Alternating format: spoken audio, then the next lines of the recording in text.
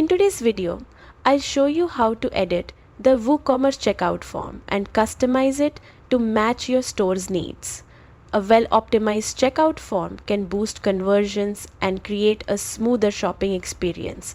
So let's walk through the process step by step. Start inside your WordPress dashboard and open the Plugins section on the left menu.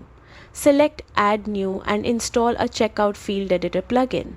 You can search for one that fits your needs or upload one you already have. Once you find the right plugin, click Install Now and then Activate. After activation, head to the WooCommerce menu in your dashboard and open the Checkout Field Editor. This is where you can add, remove, or rearrange fields using a simple drag and drop interface. If you need extra information from customers, like a company name or tax ID, you can create a new field instantly.